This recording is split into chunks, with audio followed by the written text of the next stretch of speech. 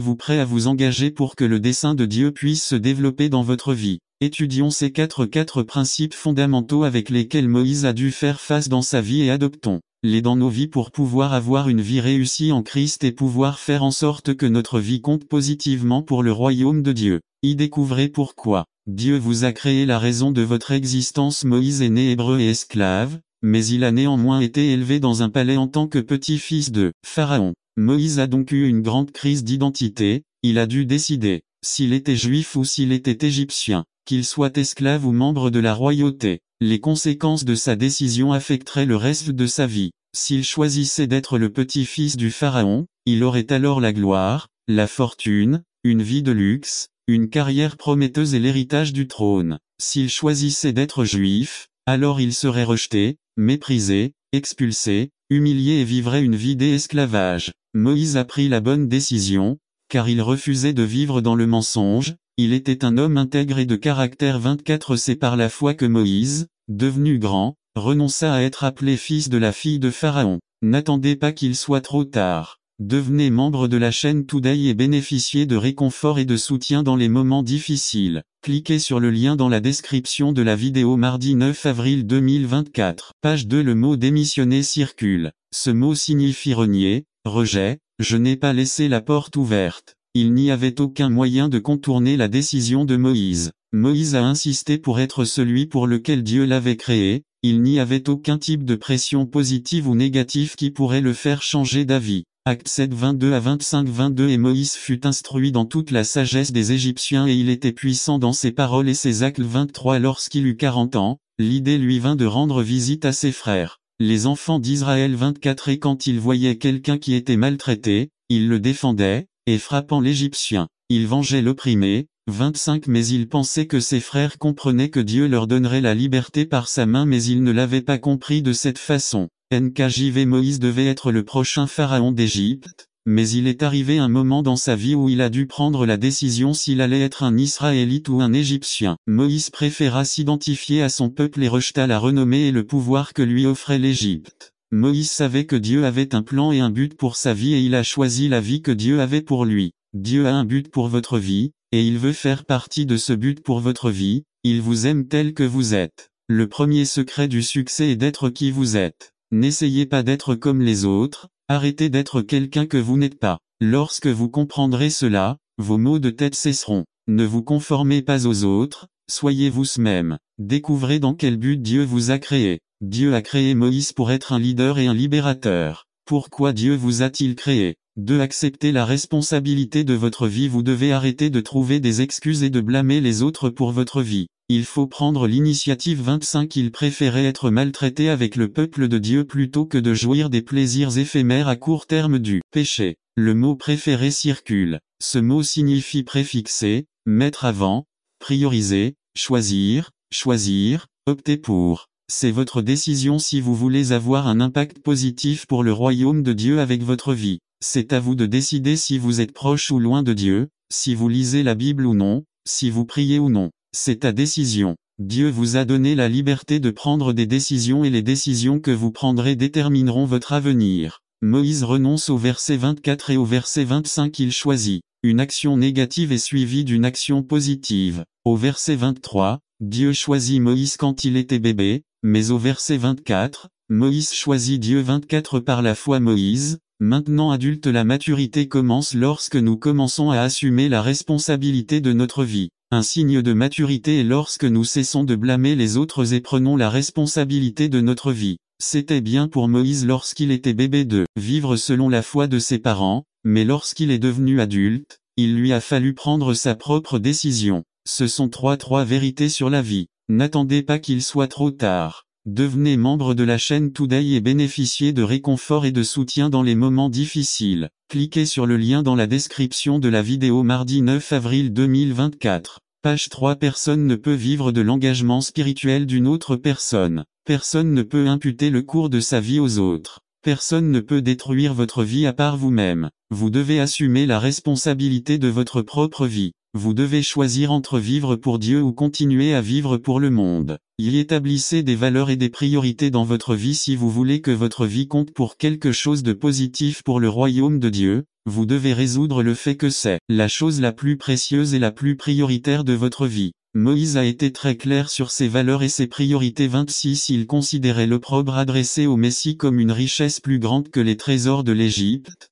parce qu'il avait les yeux rivés sur la récompense. Le mot je considère circule. Ce mot signifie penser, réfléchir, méditer, examiner, prendre en compte, peser, assister, juger. Établir des valeurs et des priorités dans votre vie ne se fait pas dans la précipitation. Vous devez vous asseoir et y réfléchir sérieusement. Moïse a évalué ce que l'Égypte avait à offrir et ce que Dieu avait à offrir. Il évaluait le plaisir temporel de l'Égypte et la bénédiction éternelle de Dieu. Et il a choisi Dieu. Ce que l'Égypte avait à offrir n'était pas comparable à la gloire offerte par Dieu. Beaucoup de gens n'ont pas évalué les valeurs et les priorités de leur vie et pour cette raison, ils échouent dans la vie. Ils ne savent pas pourquoi. 2. Ils ne savent pas où ils vont dans la vie. Ils ne savent pas quelle est la chose la plus précieuse et la plus prioritaire dans la vie. Vous devez établir des valeurs et des réconforts et de soutien dans les moments difficiles. Cliquez sur le lien dans la description de la vidéo mardi 9 avril 2024 page 2. L'habitude est un don de Dieu. Cela signifie simplement que tout ce que vous faites plus de 3 fois devient plus facile. Après 10 fois, c'est difficile d'oublier et après 18 fois, c'est une habitude. L'habitude est la clé du Créateur pour nous aider à réussir. Jésus vivait occupé. Il voyageait, priait pour les malades, enseignait, prêchait et s'adressait aux individus et aux foules. Il surveillait ses disciples et s'occupait de ceux qui le cherchaient. Son Père n'aurait pas dû appeler Jésus du ciel sur Verizon. Allô, est-ce que tu m'écoutes? Bien. Non, Jésus a fait ce qu'il a fait par habitude. Cependant, en plus de se lever tôt ou de se lever tôt pour prier, il avait une coutume ou une habitude importante. Selon sa coutume, il se rendit à la synagogue. Selon sa coutume, il lisait les rouleaux de l'Ancien Testament. Luc 4:16. Daniel 6, dit Daniel priait 3 fois par jour. Psaume 119-164. Le psalmiste priait 7 fois par jour. Acte 27. Les disciples de Jésus se réunissaient le premier jour de chaque semaine pour adorer Dieu. Il existe évidemment des habitudes saines et des habitudes néfastes. Il y a des gens qui ont l'habitude de fumer et boire des boissons alcoolisées, regarder des films pornographiques, parler en mal des gens, arriver en retard, ne pas arriver, commencer et ne pas finir, parler plus que critiquer le travail de quelqu'un d'autre et ne rien faire. Question. Quelles habitudes avez-vous? Les habitudes de tout leader chrétien devraient être se lever tôt, prier chaque jour, lire et étudier les Saintes Écritures chaque jour, rencontrer fréquemment ses frères dans la foi, bénir les autres, planifier spontanément, donner du crédit aux autres, etc. N'attendre pas qu'il soit trop tard. Devenez membre de la chaîne Today et bénéficiez de réconfort et de soutien dans les moments difficiles. Cliquez sur le lien dans la description de la vidéo mardi 9 avril 2024 page 3. Ne négligez jamais ces habitudes. Jésus savait que les grands hommes ont simplement de bonnes et bonnes habitudes. 3. Jésus a fait bien utiliser son temps en prenant soin de son agenda personnel. Saint Jean 11, 1. Un homme nommé Lazare était malade de Béthanie, le village de Marie et de Marthe, sa sœur. 2. C'est Marie,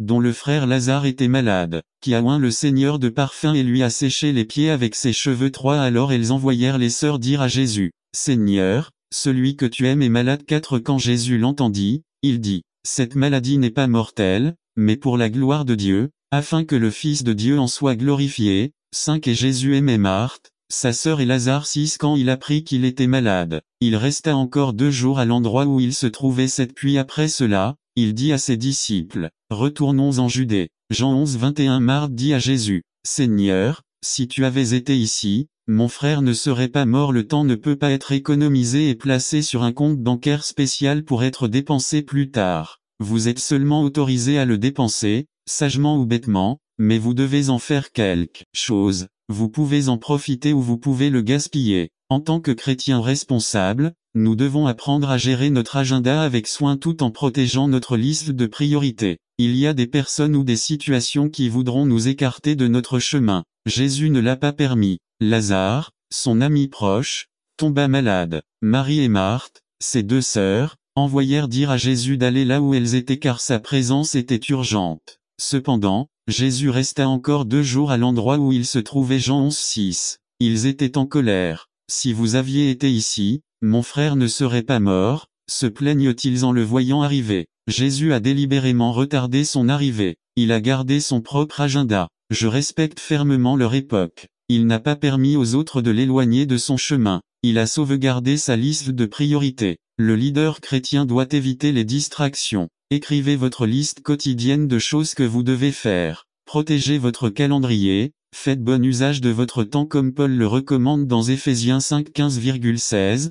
15 Faites donc attention à votre manière de marcher, non pas comme des insensés, mais comme des sages. 16 En utilisant au mieux votre temps, car les jours sont mauvais. 17 Ne soyez donc pas insensés, mais comprenez quelle est la volonté du Seigneur. Horloge, ne marque pas les heures, voilà comment commence une chanson ancienne et bien connue. Cela semble aussi être la phrase que beaucoup expriment directement ou indirectement aujourd'hui. Je n'ai pas le temps. C'est la plainte de la plupart des gens. Tout semble indiquer que beaucoup ne disposent pas de suffisamment de temps 365 jours par an, 7 jours sur 7 ou 24 heures sur 24 pour mener à bien leurs activités et leurs engagements. Ils commencent la journée et n'ont pas assez de temps pour se préparer et aller travailler. Dans le bus, nous voyons les femmes qui finissent de se peindre et de se coiffer. Dans les véhicules, nous avons observé les hommes finir d'ajuster leur cravate. Les gens marchent vite dans les rues, les conducteurs n'attendent pas que le feu passe au vert pour continuer, ils passent au rouge.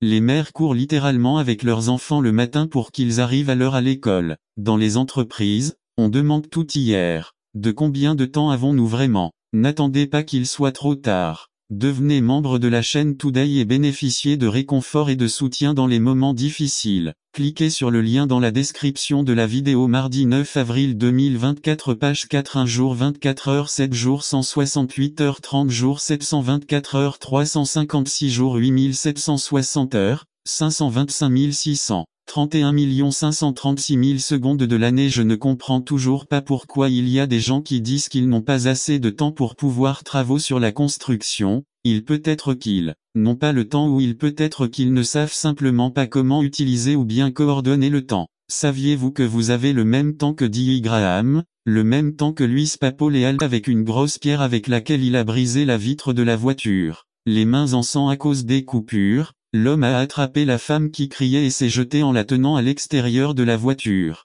Les deux hommes sont tombés au sol tandis qu'un train venant en sang inverse a complètement détruit la voiture de la femme, qui était garée sur la voie ferrée. Bien qu'elle ne l'ait pas compris et qu'elle se soit même battue avec lui, ce que l'homme persistait à faire lui a sauvé la vie. C'est ça l'évangélisation. Êtes-vous prêt à remplir votre devoir d'évangélisation? Je vais vous demander de formaliser votre engagement. Distribuez des cartes d'engagement pour évangéliser. N'attendez pas qu'il soit trop tard. Devenez membre de la chaîne Today et bénéficiez de réconfort et de soutien dans les moments difficiles. Cliquez sur le lien dans la description de la vidéo. Mardi 9 avril 2024 page 2 À César qu'est-ce que César? À Dieu qu'est-ce que Dieu? Résumé. Un sermon qui examine de plus près cette phrase bien connue et nous raconte son application aujourd'hui. Par Nestor Mangivard. À César ce qu'est César, à Dieu ce qu'est la marque de Dieu. 12-13 à 17 Le jour des impôts approche. La Bible dit directement que nous devons remplir notre obligation de payer les impôts que nous devons. Le verset à mémoriser d'aujourd'hui Luc 20-25 est familier à beaucoup.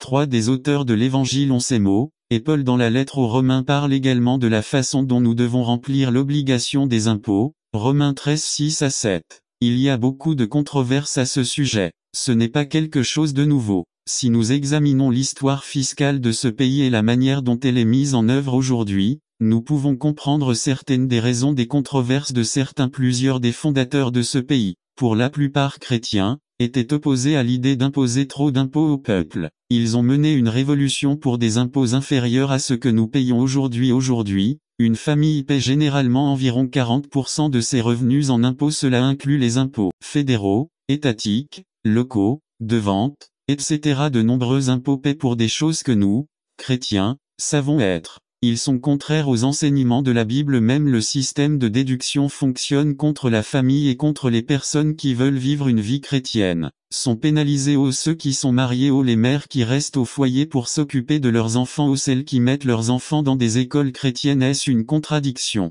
Examinons ce qui se passait d'un peu plus près pour comprendre ce que Jésus a dit, le contexte dans lequel il l'a dit et quel sens cela a pour nous. Le fondement. Lisons Marc 12-13 à 17. Il est important que nous comprenions le contexte de ce qui se passait. 1. Jésus était sur le terrain du temple, apportant divers enseignements. 2. Les pharisiens et les hérodiens se réunirent pour lui tendre un piège. Les hérodiens soutenaient fortement le roi Hérode ainsi que les Romains. Les pharisiens n'aimaient pas le gouvernement romain, n'attendez pas qu'il soit trop tard. Devenez membre de la chaîne Today et bénéficiez de réconfort et de soutien dans les moments difficiles. Cliquez sur le lien dans la description de la vidéo. Mardi 9 avril 2024 page 1 mais ils l'ont toléré tant qu'il ne dérangeait pas les choses qu'ils contrôlaient. Ces deux groupes n'avaient rien en commun, sauf qu'ils n'aimaient pas Jésus. Les deux choses qui peuvent unir des personnes opposées sont l'amour et la haine. 3. La question de la parésie était une de ces impasses. S'il disait non, il était qualifié de rebelle contre Rome.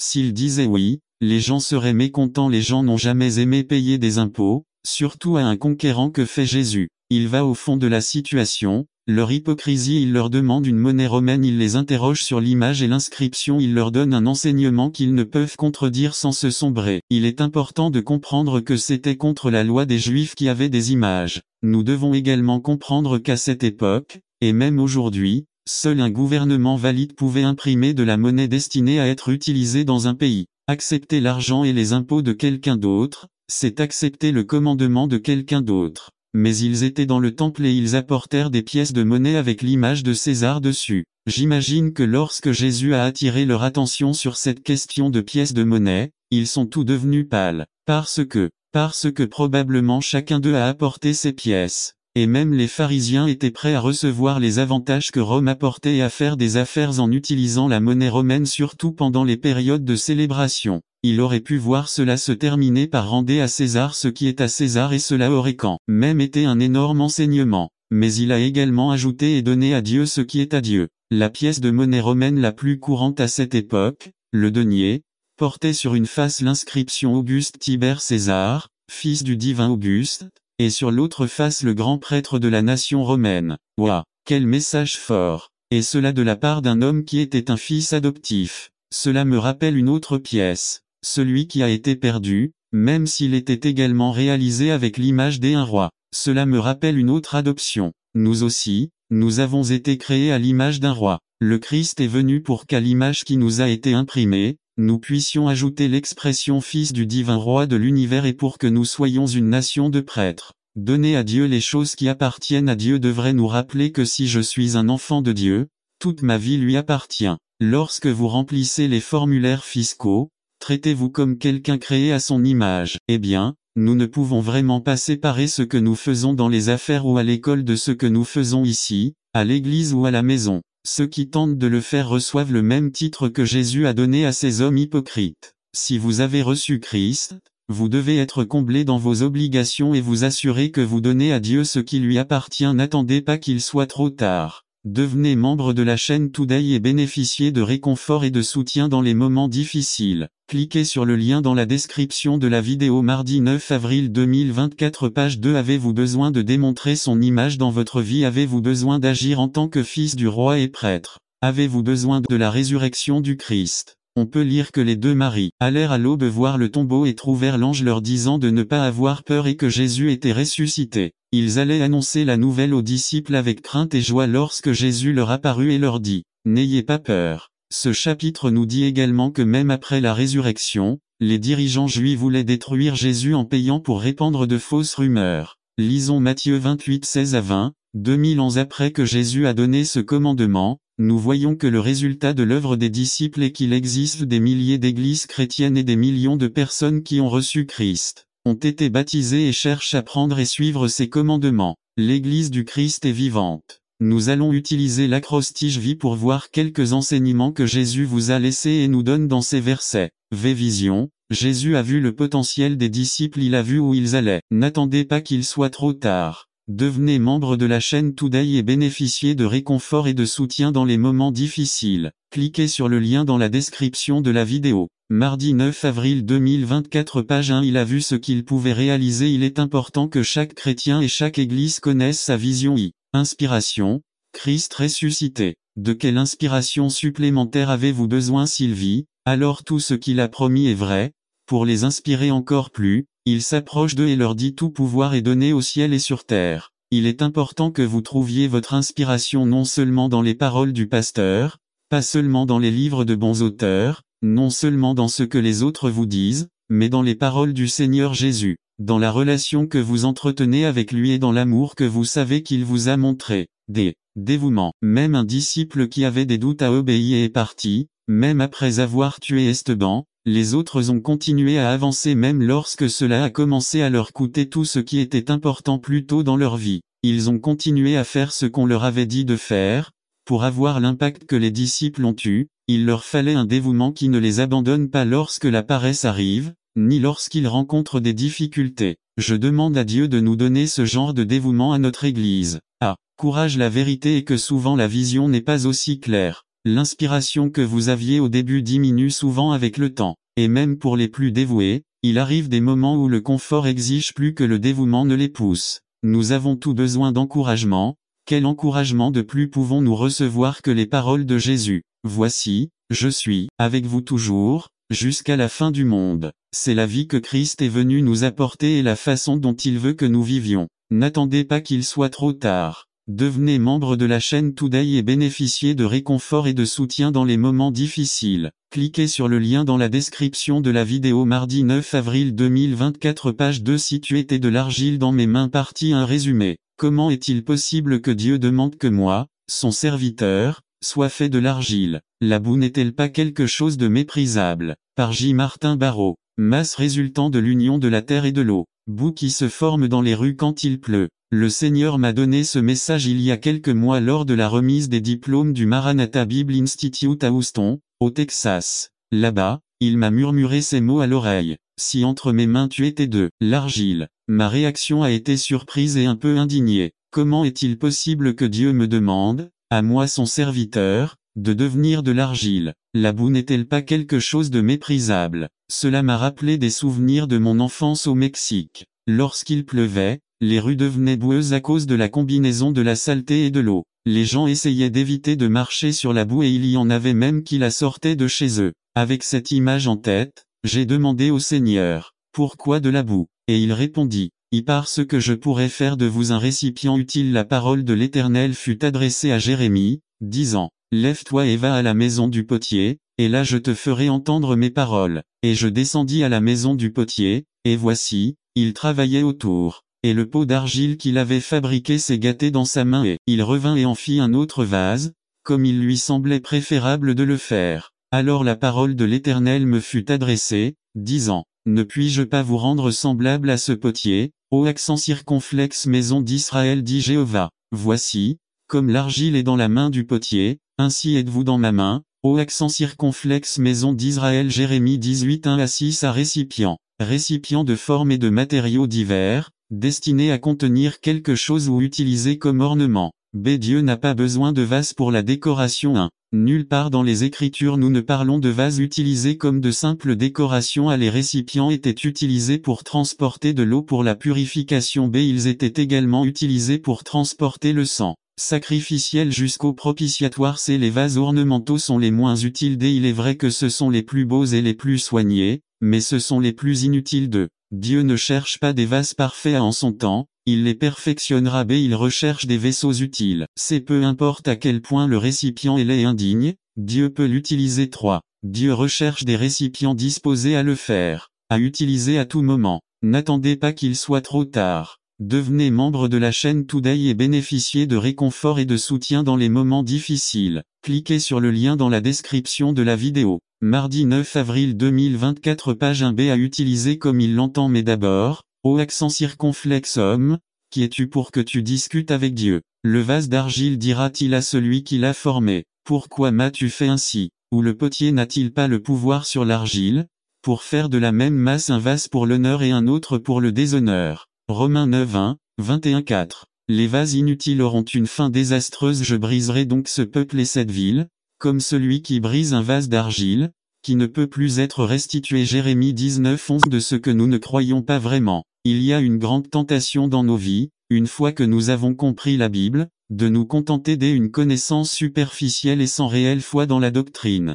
Il est très facile de comprendre quelque chose, mais très différent de le posséder et d'être possédé par lui. Ne croyons pas avoir bien compris la parole de Dieu si nous ne sommes pas parvenus à la goûter, par l'Esprit Saint, au point de dire que nous l'avons expérimenté. Nos paroles devraient provenir de ce type d'expérience de foi. L'expérience de la foi conduit à des paroles qui à leur tour conduisent à des actions. Imaginez que ce bâtiment soit en feu. Votre conviction vous mènerait à une action rapide, et pendant tout ce temps vous crieriez « Au feu, au feu ». C'est ce que dit le psalmiste. Il croit, et donc il parle. C'est si facile de parler de Dieu, n'est-ce pas? Mais celui qui connaît Dieu ne dit pas seulement la vérité. Il croit en la vérité et l'assimile dans sa vie. Que signifie assimiler la vérité? Quand quelqu'un assimile la vérité ou la pratique, nous appelons cela justice, ou faire ce qui est juste. Quand vous lisez la Bible, vous voyez qu'il est dit « Allez dans le monde entier et prêchez l'évangile ». S'il va ensuite vers son ami et lui parle du Christ, c'est une personne juste. Il pratique la vérité et fait ce qui est juste. Mais si je dis que je suis d'accord et que la Bible est la vérité, mais que je ne parle pas du Christ à mon prochain, ma doctrine est peut-être correcte, mais je suis injuste, parce que je ne vis pas la vérité. Nous pouvons dire la même chose de toutes les doctrines bibliques. Le Christ nous dit, si vous demandez quelque chose en mon nom, je le ferai. Jean 14, 14. Alors on prie. Dieu dit du juste que son plaisir est dans la loi du Seigneur, et il médite sa loi jour et nuit. Psaume 1-2. Sommes-nous saturés de la parole de Dieu? Pratiquons-nous la vérité? Le danger d'écouter sans agir. Le danger dans l'étude de la doctrine et de Dieu est que nous serons prompts à entendre la parole de Dieu, prompts à la connaître et à la reconnaître, mais nous n'arrivons pas à l'embrasser ou à la mettre en pratique. Regardons quelques versets. Jacques 1, 22. Mais mettez la parole en pratique, et ne vous contentez pas de l'écouter, en vous trompant vous-même. 1 Gin 3, 18. Mes petits enfants, n'aimons pas en parole ou avec la langue, mais en action et en vérité. Par exemple, nous disons que nous croyons que Dieu est aux commandes. Nous sommes d'accord avec cette doctrine. Nous disons que nous y croyons. Nous connaissons bien d'autres versets qui parlent d'elle. Nous disons qu'il serait insensé de ne pas croire que Dieu contrôle la situation. Mais en même temps, lorsque survient une tragédie, nous n'attendons pas qu'il soit trop tard. Devenez membre de la chaîne Today et bénéficiez de réconfort et de soutien dans les moments difficiles. Cliquez sur le lien dans la description de la vidéo. Mardi 9 avril 2024, page 1. Nous nous inquiétons. Lorsque des interruptions surviennent, nous sommes frustrés et en colère. Lorsque nous sommes faussement accusés, nous éprouvons de l'amertume contre cette personne. Nous disons que Dieu est aux commandes, mais nous n'y croyons pas vraiment dans nos vies. Ou bien nous disons que Dieu est bon. Nous pouvons enseigner à un cours la bonté de Dieu, mais quand quelque chose de grave arrive, nous doutons de sa bonté et nous nous demandons comment il a pu laisser cela se produire. Nous disons que Dieu répond à la prière, mais nous nous retrouvons à peine en train de prier. Nous disons que nous devrions méditer sur la parole de Dieu, mais même si nous connaissons sa parole, nous nous trouvons remplis de la communication du monde. Nous connaissons bien l'actualité du jour, d'ici et de l'autre bout du monde, mais peut-on citer les 10 commandements? Pouvons-nous nous souvenir des béatitudes? Nous disons donc que nous aimons la parole de Dieu, mais nous ne l'aimons pas vraiment, mais nous la connaissons plutôt superficiellement. Nous montrons que nous ne sommes que des auditeurs. Toute cette connaissance nous inocule contre la vérité. Nous écoutons encore et encore sans le remplissage du Saint-Esprit, et rejetant l'œuvre de l'Esprit dans nos cœurs, nous nous convainquons qu'il suffit d'entendre la vérité. Mais alors nous commençons à croire que la parole de Dieu est monotone, impuissante et familière. Quand on le lit, il ne nous laisse plus aucune impression. Ce n'est pas un plaisir et cela ne nous donne aucune illusion, mais nous le considérons plutôt comme une responsabilité douloureuse. L'esprit s'éteint et nous devenons des robots intelligents aux vies superficielles. À la lumière de tout cela, permettez-moi de répéter ma proposition avant de regarder notre texte. Proposition. La connaissance de Dieu est le plus grand danger pour l'homme lorsqu'elle n'est pas assimilée pratique dans nos vies pour la gloire de Dieu. Examinons maintenant notre texte dans Matthieu 5. Ici, le Seigneur parle à ses disciples et compare la justice superficielle et plastique à celle qui naît d'une profonde conviction que Dieu est vrai. Cette conviction se manifeste dans une vie qui reflète la gloire de Dieu. Regardons notre texte. Matthieu 5, 16 à 20. Que votre lumière brille devant les hommes, afin qu'ils voient vos bonnes œuvres et glorifient votre Père qui est aux cieux. 17. Ne pensez pas que je sois venu pour abolir la loi ou les prophètes. Je ne suis pas venu pour abroger, mais pour accomplir. 18. Car en vérité, je vous le dis, jusqu'à ce que le ciel et la terre soient passés, pas un iota ni un seul trait ne passera de la loi, jusqu'à ce que tout soit accompli. 19. C'est pourquoi quiconque enfreint l'un de ces moindres commandements et enseigne aux hommes ainsi sera appelé le plus petit dans le royaume des cieux, mais quiconque les pratique et les enseigne sera appelez grand dans le royaume des cieux 20 car je vous le dis, si votre justice n'est pas plus grande que celle des scribes et des pharisiens, vous n'entrerez pas dans le royaume des cieux. Justice superficielle au verset 20, le Christ exige que la vraie justice dépasse la justice des pharisiens, les grands chefs religieux de son temps. Alors voyons leur justice. Nous constaterons que c'est très superficiel et extérieur. Nous observerons les caractéristiques suivantes. 1. La justice superficielle n'existe que dans les mots. Cela n'avait aucune importance pour les pharisiens que leur vie soit en contradiction avec leurs paroles. Seuls les mots comptaient. Autrement dit, tant que sa doctrine était fondamentalement correcte, rien. 8.3. Dieu a la bonne perspective au milieu de notre bataille. Pendant que nous sommes dans ce processus, Dieu voit le résultat glorieux de notre lutte dans l'adversité. N'attendez pas qu'il soit trop tard. Devenez membre de la chaîne Today et bénéficiez de réconfort et de soutien dans les moments difficiles. Cliquez sur le lien dans la description de la vidéo. Mardi 9 avril 2024 page 4 Isaïe 55, 8 Car mes pensées ne sont pas vos pensées, et vos voix ne sont pas non plus mes voix, dit l'Éternel. 4. Dieu a des promesses en force pour nous, quand le temps sera accompli, elles s'accompliront. 2 Corinthiens 1, 20 Parce que toutes les promesses de Dieu sont en lui oui, et en lui amen au milieu de l'adversité. Vous découvrirez 4 choses sur vous-même. 1. Vous découvrirez quelle est votre perception de Dieu. Père, patron, général d'armée. 2. Vous découvrirez vos propres forces et faiblesses. 3. Vous découvrirez quelles sont vos priorités famille, église, ministère, profession, travail, argent, études. 4. Vous découvrirez à quel point vous avez grandi et mûri dans tout le processus de l'adversité. Conclusion. Dieu veut un peuple éprouvé. Dieu veut que son peuple apprenne à vivre et à réussir malgré l'adversité, qui se sont révélés plus forts après l'adversité, avec une détermination inébranlable, définitive et ferme dans votre décision au service de Dieu.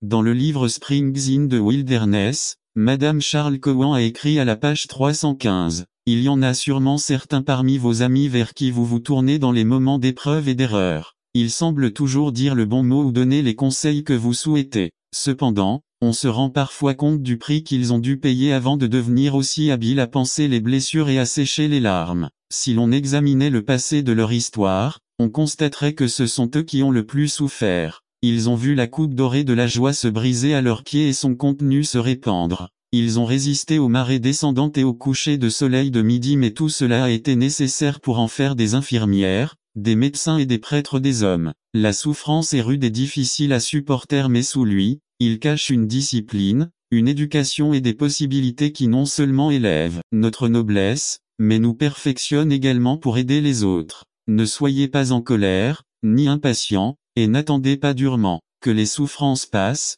mais tirez-en tout ce que vous pouvez pour vous-même et pour servir votre génération. Psaume 34, 19 Nombreuses sont les afflictions du juste, mais il le fera, délivre-le de tous. Jéhovah, n'attendez pas qu'il soit trop tard. Devenez membre de la chaîne aujourd'hui et obtenez du réconfort et du soutien dans les moments difficiles. Cliquez sur le lien dans la description de la vidéo. Mardi 9 avril 2024 page 5 Le chemin, la vérité et la vie résumée. Avoir la connaissance de Dieu à travers son Fils Jésus, c'est connaître la vérité. Par Manuel Amparo. Le chemin de la vérité et de la vie. Saint Jean 14,6 Saint Jean 14,6 Jésus a dit à lui, je suis le chemin, la vérité et la vie, personne ne vient au Père que par moi. Genèse 5, 21 à 24. Enoch le chemin, et en conséquence Dieu l'a suivi beaucoup avec Dieu, qu'il était plus proche de Dieu que de sa propre maison, et en conséquence Dieu lui a dit allons chez moi mieux b. Après avoir engendré Mathusalem, il a marché 300 ans. C'est les bénédictions des enfants.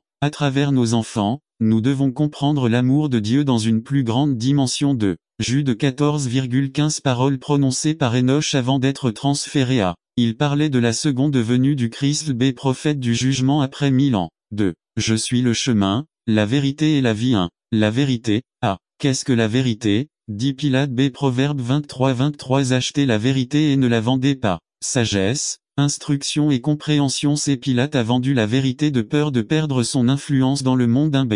Jean 8, 32 Et vous connaîtrez la vérité, et la vérité vous affranchira. A. Tout être humain qui ne connaît pas et ne pratique pas la vérité est esclave du péché. B. Avoir la connaissance de Dieu à travers son Fils Jésus, c'est connaître la vérité. C. Beaucoup croient pouvoir se gouverner eux-mêmes. D. La connaissance de Dieu en Jésus nous libère de l'esclavage du péché et enseignons-nous la voie à nos enfants. À quoi perdons-nous du temps au lieu d'apprendre la voie et de l'enseigner à nos enfants? Illustration. Les 6 mouches dans le biberon du garçon, 3 coincées dans le miroir et 3 collées au biberon. N'attendez pas qu'il soit trop tard. Devenez membre de la chaîne Today et bénéficiez de réconfort et de soutien dans les moments difficiles. Cliquez sur le lien dans la description de la vidéo. Mardi 9 avril 2024, la page 1 est venue du pape. 3 femmes et 3 hommes. Il y a 3 choses que les enfants qui viennent sur cette terre voient et font: le miroir égal à les modes, et les bouteilles égales à ce qui est égal aux hommes. Ils ne boivent pas pour vivre mais vivent pour boire. Je suis le chemin, la vérité et la vie 1. La vie 1b.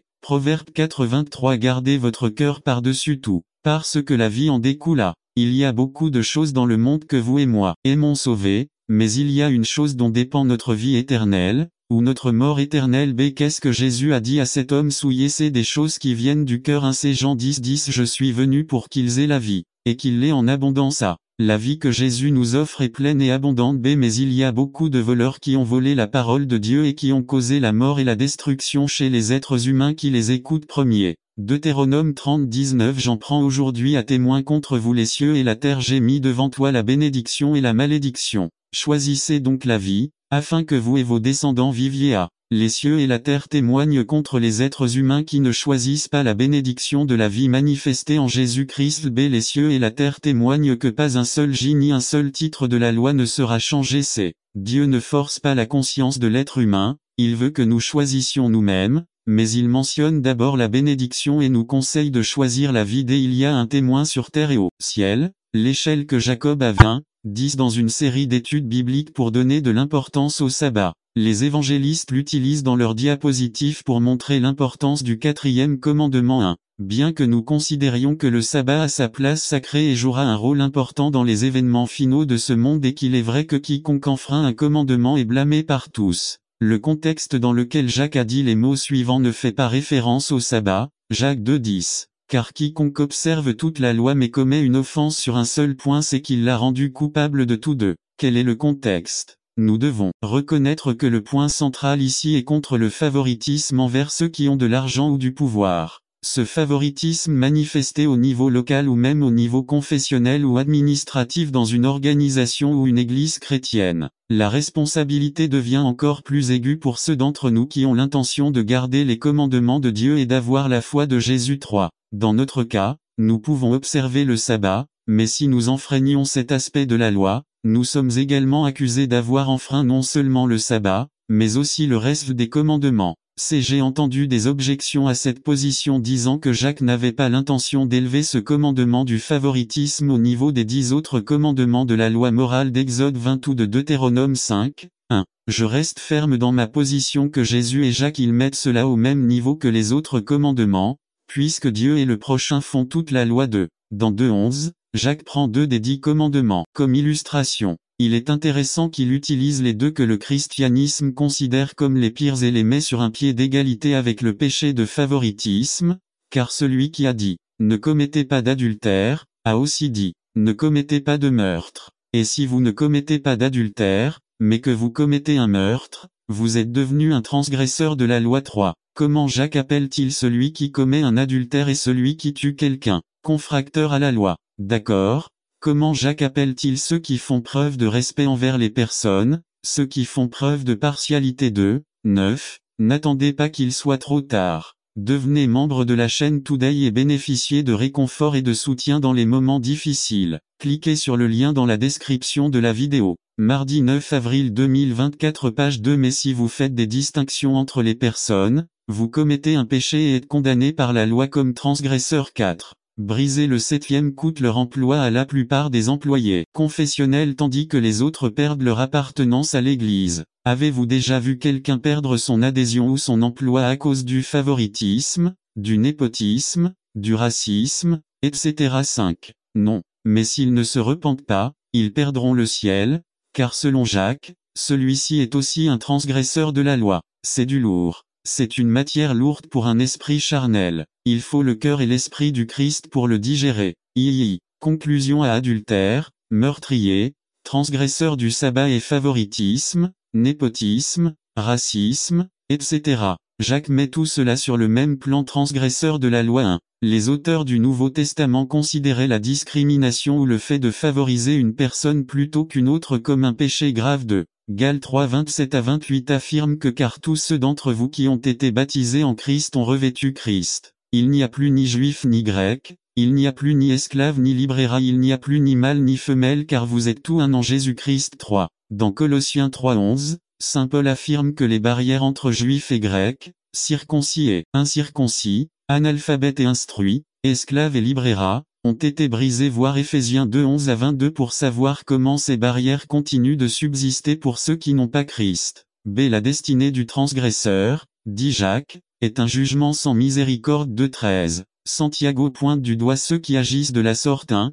2,13. Car un jugement sans miséricorde sera rendu à celui qui ne fait preuve d'aucune miséricorde, et la miséricorde se glorifie contre le jugement. C'est le côté négatif de la béatitude de Matthieu 5, 7. Bienheureux les miséricordieux car ils obtiendront miséricorde d'eux. Ceux qui ne sont pas miséricordieux envers les plus défavorisés de la société ou de l'Église ne peuvent pas attendre la miséricorde de Dieu, même s'ils ont prêché au nom du Christ, suscité des églises pour sa gloire voir Matthieu 25, 44, 46, 3. Les enseignements de Jésus dans les évangiles mettent l'accent sur le caractère de Dieu qui offre gratuitement sa miséricorde à ceux qui la demandent, tandis qu'en même temps cette miséricorde se retire lorsque ceux qui la reçoivent n'agissent pas de la même manière envers leurs semblables voir Matthieu 18, 23 à 35, 4. Jacques dépeint Dieu comme un juge qui siège pour juger le transgresseur qui a fait preuve de favoritisme envers une certaine personne ou un certain groupe de personnes. Mais Dieu veut que la miséricorde triomphe du jugement Jacques 2, 13, 5. Pour Santiago, la partialité manifestée en faveur d'un groupe au détriment de l'autre est un péché. Celui qui commet de tels péchés est considéré comme un transgresseur de la loi 2,9. L'argument de C. James est que dans l'Église du Christ, il ne peut y avoir aucune discrimination en matière de race, de nationalité, de classe sociale, de sexe, de couleur de peau, etc.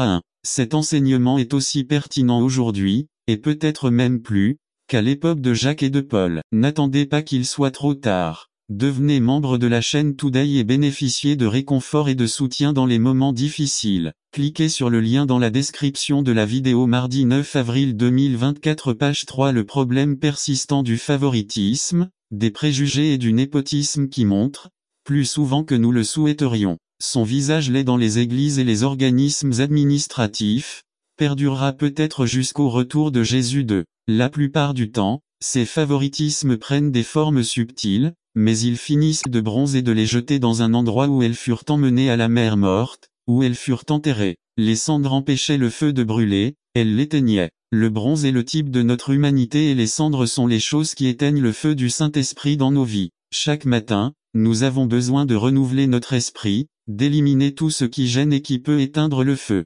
Ensuite, de l'encens était déposé sur l'autel à l'intérieur du lieu saint. L'encens est un symbole de prière. Cela se faisait le matin et l'après-midi. 2 mains pleines d'encens étaient placées dans la coupe et le prêtre faisait sonner la coupe avec l'anneau qu'il portait. Cela sonnait comme une cloche qui sonnait, appelant au culte, rendant public son travail sacerdotal. Dans la typologie, les prières sont comparées à l'encens. Je n'ai pas le temps de m'arrêter et d'expliquer la symbolique des 11 espèces utilisées et des 11 types de prières mentionnés dans la Bible. Ensuite, de l'huile a été mise sur le chandelier à 7 branches. Le fait d'avoir 7 bras est très significatif 7 continents dans le monde. L'huile utilisée était celle des prémices, car les olives étaient pressées 4 fois pour en extraire toute l'huile. Le premier était sanctifié pour Jéhovah, le deuxième pour l'éclairage des maisons, le troisième pour la cuisine et le quatrième pour les médicaments. La première chose dans notre vie doit être pour Dieu. Il est intéressant de noter que les mèches des candélabres étaient fabriquées à partir des vieux vêtements des prêtres. Le sacrifice était offert le matin et le soir le sacrifice continue. Nous devons nous souvenir du sang de l'agneau de Dieu pour l'appliquer dans notre vie matin et soir avant de nous coucher. Il y a tellement de choses à retenir de tout ce qui a été fait dans le culte, mais avec ce peu, je pense que vous pouvez voir l'importance de tout. Leurs parents avaient cessé de leur enseigner l'importance de ces rites et ils étaient devenus justement cela, des rites et non une forme de culte. Les parents doivent dire la vérité à leurs enfants, mais aussi leur expliquer comment cela s'applique à la vie de tous les jours. Il n'y a pas d'autre alternative. Christ est le seul chemin vers le ciel et le salut est impératif. Le salut doit être gardé quotidiennement avec crainte et tremblement. Beaucoup de gens disent qu'ils ne veulent pas forcer leurs enfants à accepter une religion, disent-ils. Quand ils seront grands, ils sauront choisir. C'est un mensonge du diable. La parole de Dieu dit clairement que l'enfant doit être formé à son métier. Il faut lui inculquer que Dieu surveille tout ce qui se fait. Il faut lui apprendre à aimer Dieu et à lui obéir par amour. 3. La mission du Père 6 à lui. N'attendez pas qu'il soit trop tard. Devenez membre de la chaîne Today et bénéficiez de réconfort et de soutien dans les moments difficiles. Cliquez sur le lien dans la description de la vidéo mardi 9 avril 2024 page 4. Eh bien, pire que de ne pas enseigner les vérités éternelles à vos enfants, c'est de ne pas vivre la vérité quotidiennement. Aimez-vous Dieu par-dessus tout. Faites-vous preuve de foi. Que voient vos enfants chez vous? Est-ce qu'ils voient que vous vous suicidez uniquement pour des raisons économiques? Quelle importance accordez-vous aux programmes télévisés? Si vous vivez comme si le bonheur venait de ce que vous avez, vous leur cachez les vérités de Dieu. Ce qui est pire qu'un parent qui ne dit pas la parole de Dieu à ses enfants, c'est de ne pas avoir la foi. La foi vient en entendant et en entendant la parole. Avez-vous un autel familial? Parlez-vous de la grandeur de Dieu lorsque vous êtes à table? Rendons-vous gloire à Dieu pour ce qui se passe dans votre vie? Ou parlez-vous de votre chance ou de votre malchance? Josué en a compris l'importance. Josué 1:8.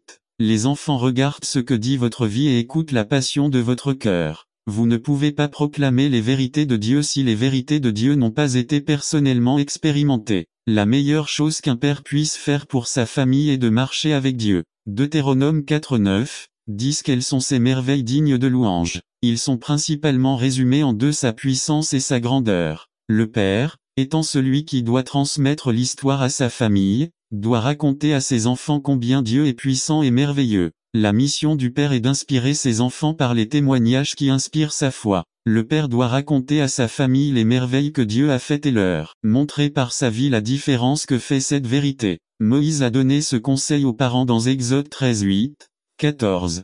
Père, ta mission est de dire à tes enfants comment Dieu t'a sauvé, comment Dieu t'a racheté et libéré des griffes du diable par le sang du Christ. Votre mission est de parler à vos enfants de la puissance et de la grandeur de Dieu. Parce que le Dieu que vous servez est celui qui a divisé la mer Rouge en deux et le peuple a traversé à pied sec et qui a ensuite couvert l'armée de Pharaon de tout, chevaux et chars. Votre Dieu est celui qui a accompagné le peuple pendant 40 ans dans le désert, comme une colonne de feu la nuit et une nuée le jour, qui a fait couler l'eau du rocher. Votre Dieu est celui-là même qui a arrêté le soleil et la lune pendant presque une journée entière, le même qui a fait tomber le feu du ciel et a consommé le sacrifice et a même léché l'eau. Votre Dieu est celui qui a vaincu le diable, la maladie et la mort, par son sacrifice et sa résurrection. Votre Dieu est celui qui fait aujourd'hui alliance avec nous, ses enfants, disant que par la même puissance qui a ressuscité Christ d'entre les morts, il nous a fait asseoir dans les lieux célestes avec Jésus-Christ, pour nous montrer les richesses abondantes de sa grâce.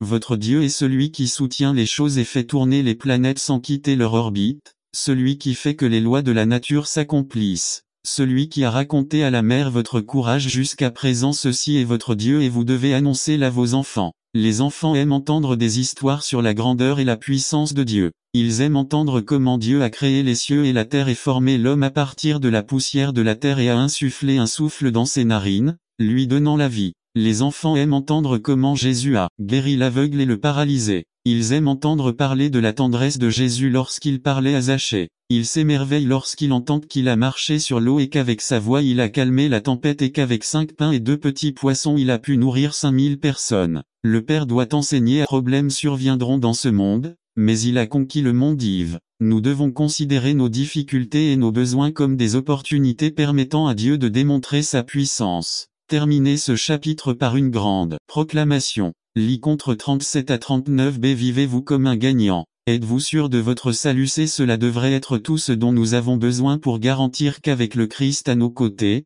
la victoire soit certaine. Conclusion. Ne vous battez plus seul. Beaucoup plus fort que vous n'en avez perdu. Bien des pécheurs pires que vous sont devenus victorieux avec Christ à leur côté. N'attendez pas qu'il soit trop tard. Devenez membre de la chaîne Today et bénéficiez de réconfort et de soutien dans les moments difficiles. Cliquez sur le lien dans la description de la vidéo mardi 9 avril 2024 page 2 ensemble et en mission jusqu'à la fin. Résumé. Dieu a des desseins fermes et bien définis. Rien de ce qui arrive dans nos vies n'est le produit du hasard, mais du plan et du dessein de Dieu. Par Fernando Ocampo. Titre. Ensemble et en mission jusqu'au bout. Texte de Timothée 1:1-5. Objectif. En ce jour, les membres de notre Église comprendront que la volonté de Dieu, la promesse de la vie en Christ et la foi, sont les éléments essentiels qui nous maintiennent unis et en mission. Introduction. Dieu a des desseins fermes et bien définis. Rien de ce qui arrive dans nos vies n'est le produit du hasard, mais du plan et du dessein de Dieu. Pour cette raison,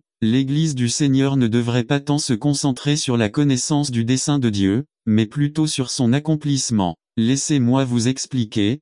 Parfois nous passons la plupart de notre temps à chercher des confirmations sur tel ou tel sujet, au lieu d'agir. Encore une fois, nous sommes à 58 jours de la fin de cette année. De grandes choses arrivent pour notre congrégation. Nous attendons ce que Dieu est sur le point de faire. Le moment est donc venu de se réveiller et d'agir. Le moment est venu d'unir nos dons, nos talents, nos compétences, nos efforts et nos ressources, pour faire avancer la vision et la mission qui nous ont été confiées. Nous ne pourrons jamais atteindre nos buts et objectifs si nous ne travaillons pas ensemble. Alors, soyons d'accord. Chacun de nous est important et clé dans ce que Dieu va faire. C'est pourquoi il est essentiel que nous comprenions, définitivement, quels éléments nous motivent à rester ensemble et en mission jusqu'au bout. Transition. Qu'est-ce qui nous motive à rester ensemble et en mission jusqu'au bout? Nous trouverons la réponse à cette question dans le texte que nous lirons dans 2 Timothée 1:1-5. 1. La volonté de Dieu. Le facteur le plus solide de notre unité et de la mission qui nous a été confiée. 1. Paul, apôtre du Christ Jésus par la volonté de Dieu. LSG. Oui, nous revenons encore à travers le thème incontournable de la volonté de Dieu. Mais ma bien-aimée, nous ne pouvons pas ouvrir la parole de Dieu sans échapper à sa volonté. Chaque mot, chaque verset, chaque chapitre et chaque livre sacré contient dans ses archives la volonté du Créateur. La volonté de Dieu est l'assurance et la crédibilité que nous sommes dans le royaume, non pas par notre propre choix, mais par la volonté de Dieu. C'est ce que dit la Bible dans Jacques 1:18. De sa propre volonté, il nous a fait naître par la parole de vérité. N'attendez pas qu'il soit trop tard. Devenez membre de la chaîne Today et bénéficiez de réconfort et de soutien dans les moments difficiles. Cliquez sur le lien dans la description de la vidéo. Mardi 9 avril 2024. Page 1. Nous sommes là où nous sommes par la volonté de Dieu. Nous sommes ce que nous sommes aujourd'hui par la volonté de Dieu. Par conséquent, rien, si ce n'est la puissante conviction que, par la volonté de Dieu pour nos vies, ne peut faire de chacun de nous les ministres d'une nouvelle alliance, des hommes et des femmes consacrés et voués au service de Dieu, et cela au-dessus de toute circonstance et même de nous-mêmes. C'est pourquoi l'apôtre proclame son apostolat et son appel au ministère divin comme un produit de la volonté de Dieu. Cela nous rappelle que si vous avez été ou serez mis au défi de servir ensemble dans notre Église, ce n'est pas parce que vous avez simplement répondu à notre enquête, ou parce que vous avez les compétences requises, ou parce que le pasteur ou certains diacres vous aiment. Si vous êtes interpellé, c'est parce que nous avons prié à l'oratoire, dans la chaîne de prière les lundis et mercredis pour que Dieu mette dans votre cœur à la fois le vouloir et le faire pour sa bonne volonté. La partie la plus louable de la vie de chaque croyant est la soumission à cette bonne volonté, c'est-à-dire qu'elle est dans son essence pleine de bonté et que c'est ce qui donne un but à la vie. La volonté de Dieu plaît, elle produit la complaisance, elle apporte le contentement. La volonté de Dieu est parfaite, c'est-à-dire qu'elle est excellente et conforme au dessein de Dieu. C'est donc le facteur le plus solide de notre unité et de la mission qui nous a été confiée. Ce que nous faisons, nous le faisons parce que nous comprenons et sommes sûrs que c'est la volonté de Dieu. Et c'est précisément contre cette volonté que nous nous retrouvons toujours à lutter. C'est contre cette volonté que notre ancienne vie se bat et refuse de se soumettre. James Cran a écrit: notre monde serait bien meilleur et l'Église aurait de bien meilleurs serviteurs si tous les disciples du Christ se souvenaient que répondre à l'appel qui nous invite à faire la volonté de Dieu n'est pas répondre à un commandement rigide et inflexible, mais c'est plutôt, comme le dit Paul, l'aventure joyeuse du don de soi. Je crois que c'est la clé pour rester ensemble et en mission jusqu'au bout. Nous devons comprendre que ce que Dieu nous invite à faire, c'est de faire sa volonté et non de désirer ou d'exercer une position. Dieu nous invite à donner de nous-mêmes pour devenir ministres du Christ. Ainsi, mon frère bien-aimé, lorsque l'Église, le corps du Christ, vous défie et donne son vote favorable, c'est une indication que Dieu vous appelle à le rejoindre afin que vous puissiez faire sa volonté. En tant que pasteur, je crois à la coopération, je ne suis pas d'accord avec l'irresponsabilité, le désordre et le mensonge. Je n'ai pas peur de vous enseigner ce que j'ai appris, je n'ai pas peur de vous dire que j'espère que de notre jeunesse naîtra ce serviteur qui servira ce peuple. Je ne suis pas envieux de voir qu'une femme rentrait chez elle en voiture. Soudain, elle remarqua un gros camion qui s'approchait inconfortablement d'elle. Naturellement, elle a décidé d'accélérer un peu pour garder une distance de sécurité avec le camion. Le chauffeur du camion a fait de même. Effrayée, elle décide de quitter la route, mais le camion continue de la poursuivre. La femme décide de s'engager dans une rue très fréquentée afin de rater le camion dans la circulation dense. Mais le chauffeur du camion ignore le feu rouge et continue derrière la voiture de la femme. Paniquée, elle décide d'entrer dans une station-service et sort en courant de sa voiture en criant à l'aide. À ce moment-là, le chauffeur du camion descend également de son camion et court vers sa voiture. Il ouvre la portière arrière de la voiture de la femme et élimine de force un homme qui se cachait à l'intérieur de la voiture. La femme fuyait la mauvaise personne. Depuis le siège du conducteur, le chauffeur du camion avait découvert l'agresseur. La persécution ne cherchait pas à lui faire du mal mais à la sauver, même au péril de sa propre sécurité. N'attendez pas qu'il soit trop tard. Devenez membre de la chaîne Today et bénéficiez de réconfort et de soutien dans les moments difficiles. Cliquez sur le lien dans la description de la vidéo. Mardi 9 avril 2024 page 3 Vraie et fausse sagesse. Résumé. La sagesse du monde versus la sagesse de Dieu par Carlos Camarona. Vraie et fausse sagesse. Texte. Jacques 3, 17 à 18 Lecture de la Bible. Romains 12, 16 à 18 par Carlos et Camarona. Introduction. À qui est sage et intelligent parmi vous? Telle était la question que Jacques nous a posée il y a 2 semaines. Jacques 3, 13 à. Question à laquelle nous avons partiellement répondu la semaine dernière lorsque nous avons étudié le concept de fausse sagesse 1. Nous découvrons que pour Jacques, être sage ne signifie pas vaincre sa propre opinion. Voir Romains 12, 16. Le sage biblique est avant tout celui qui le démontre par sa bonne conduite et ses œuvres avec humilité. Jacques 3, 13 b2. La personne sage n'est pas celle qui possède la vérité ou qui croit posséder la vérité ou la doctrine correcte orthodoxie, mais plutôt celle qui pratique ce qui est correct orthopraxie 3. L'expérience nous a appris que la connaissance ne devient sagesse qu'une fois mise en pratique. Une personne sage ne se reconnaît pas à ce qu'elle croit, mais à la façon dont elle vit. La connaissance intellectuelle sans piété pratique n'a aucune valeur. B. Dans l'étude de ce soir, Santiago garde le meilleur pour la fin. Après avoir décrit la fausse sagesse, cette sagesse qui se développe dans un environnement d'égoïsme et d'égocentrisme, il nous présente maintenant les caractéristiques de la vraie sagesse 1. Contrairement à la fausse sagesse qui est terrestre, animale et diabolique, la vraie sagesse, comme tout don bon et tout don parfait qui vient d'en haut Jacques 1, 17, vient également d'en haut. Et Céleste 3, 17 2. Jacques, en tant que disciple des traditions de sagesse juive décrites dans l'Ancien Testament et par le judaïsme rabbinique, met l'accent sur l'origine, la source de la sagesse en Dieu 3. Dans Proverbe 8, par exemple, la sagesse est poétiquement dépeinte comme une dame qui précède la création et qui était avec Dieu pendant les jours de la création 4. Le juif Jésus, fils de Sirach, écrivant en 190 avant JC a dit: toute sagesse vient du Seigneur Dieu et a toujours été avec lui et a existé avant tous les âges. Ecclésiastique 1.1, version Félix Torres Ama. 2. La vraie sagesse à Santiago ne développe pas davantage sur l'origine de la sagesse. Il dit simplement, 3, 17, cela vient d'en haut. Son intérêt porte davantage sur ce qu'est la sagesse, ou plutôt sur ce que la sagesse devrait produire 1. En lisant les adjectifs qualificatifs que Jacques utilise pour décrire la sagesse, nous découvrons qu'il ne faut pas attendre qu'il soit trop tard. Devenez membre de la chaîne Today et bénéficiez de réconfort et de soutien dans les moments difficiles. Cliquez sur le lien dans la description de la vidéo. Mardi 9 avril 2024 page 1 James décrit ce que la sagesse fait dans la vie du sage. La sagesse ne peut être définie que si le produit est vu de ce que fait ou est démontré. La sagesse chez Jacques est semblable à ce que fait le fruit de l'esprit dans Galates 5 22 à 23. Saint Paul dans Galates ne dit pas ce qu'est l'esprit, mais ce que l'esprit fait dans la vie des gens 3. De la même manière, lorsque nous analysons la définition de l'amour dans 1 Corinthiens 13, nous découvrons le même schéma. L'amour se définit mieux par le résultat ou par la manière dont il se manifeste dans la vie des gens 4.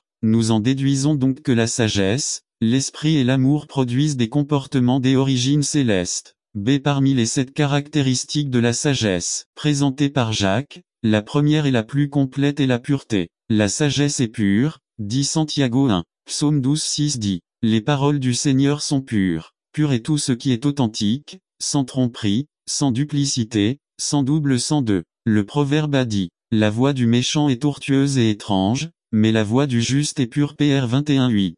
Si le chemin du juste est pur, cette pureté signifie qu'une telle personne a des caractéristiques divines, c'est le type de personne qui suit les directives éthiques et morales de Dieu. Ses motivations ne sont ni contaminées ni mêlées de mensonges. 3. Cette pureté est exactement le contraire des ambitions égoïstes de Jacques 3,14, car le mensonge, l'hypocrisie qui accompagne l'égoïsme et l'ambition sont absents du pur